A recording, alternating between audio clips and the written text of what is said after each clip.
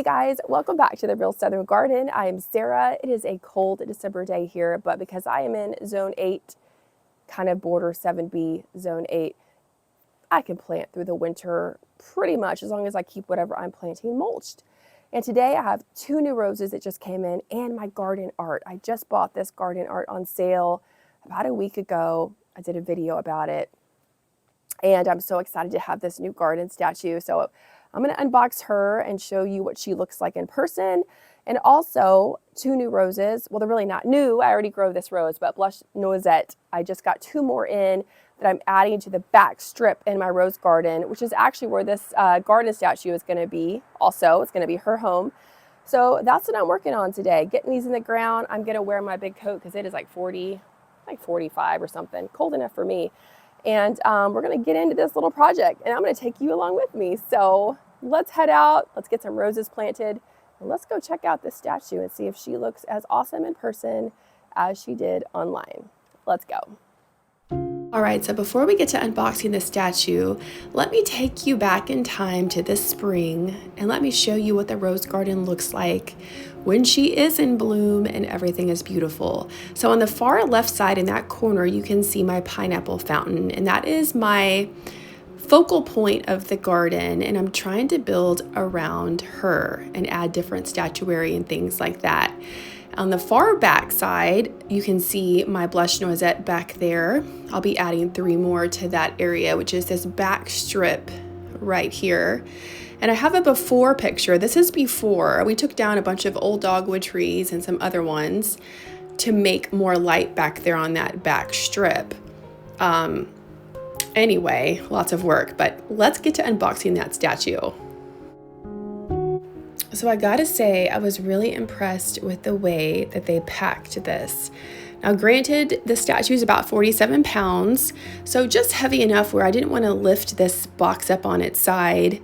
Had I done that, I would have figured out that they kind of created almost like a tomb of foam for the statue to be inside of. So there was a way to open, just flip it just like that, but I started digging through it in the beginning. So definitely not aesthetic, right? To just tear all that foam up. But here she is. I think that she looks beautiful. I think she's gonna look really good back there in front of the barn. Kind of has a rustic look to her. I think this is the brownstone color, but super happy with her.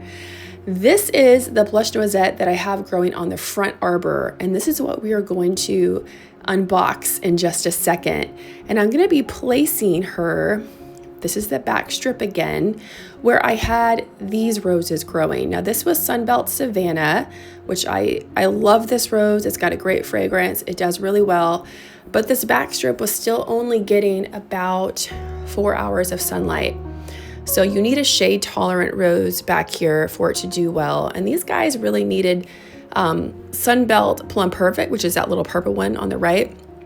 She did okay, but I think she'll still do better with 6 hours of sun. But blush noisette and all the noisettes really, they don't mind part shade, or let's say part sun, I guess it is. So 4 hours, and this one just blooms her little heart out. Does so great for me. Doesn't get black spot. Such an easy care rose. I mean, she was bred in Charleston, so she's used to this kind of weather, you know? That one on the far side, that was Iceberg, and I definitely do not recommend her for the south. All right, and here we are back on the front porch doing a quick unboxing of these 2 blush noisettes from Antique Rose Emporium. They come so well packed. I bought these with my own money. This is not sponsored, but here they are. And then we're gonna head out to the rose garden as it is today and blow away some of these leaves so that I can even see where to plant these roses. Now I have all of the holes pre-dug, which makes it really easy to shoot this video because normally you have to stop and start and dig and do all that stuff. But this area is already amended. I already had roses growing in here. I just popped them out and moved them, like I said, to a full sun location and decided I was going to put more of the blush noisettes that I know do so well back here in their spaces.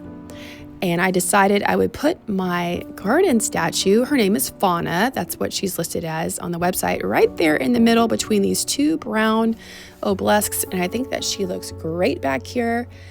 And once again, she kind of picks up the rustic vibes of the fence and the barn in the background.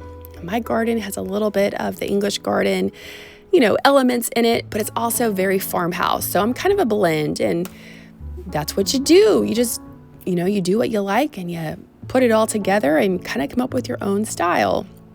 And as you garden through time, I'm sure you guys have realized the same thing, but you just start to figure out which plants do really well in your climate, even in a particular spot in your garden. And when you figure that out, you just run with it. And that's what I'm doing. I'm putting more roses in that I know do really well so that I get a great show back here. You can see Blush Noisette again in that far corner in the springtime, how great she looks on this back strip. Just lights everything up, smells so good, doesn't black spot. I'm telling you, I probably need 20 of her. And of course, you can grow her as a cascading shrub or a climber. She kind of does in between for me back here in this area. Now, when I do amend the soil for a rose, what I will do is I will do 1/3 black cow compost, and then I'll do 1/3 of the native soil and 1/3 of good bagged garden soil. And I'll just use an empty container to measure that out, mix it all up in the hole, and plant my rose in that. And I have planted them that way all over the country, and they do fantastic. You don't want to plant your rose in clay soil, obviously. Most plants don't like clay soil, and roses are definitely no exception. But if you get the soil right and you fertilize your roses, keep them pruned a little bit, they're pretty easy care plants, and they do a really great job of just growing and making your garden beautiful. If you guys are interested in this garden statue, once again, not sponsored, but I got her from Plow and Hearth. I did a video a little while back talking about that I was getting her, and I got her on sale. I hope you love her as much as I do.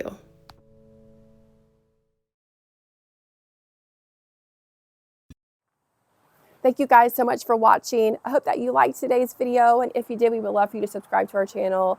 Give me a thumbs up, leave me a comment, let me know what is keeping you busy and what's going on in your world, and I'll see you back here next time in the next video right here at the Real Southern Garden. Bye guys.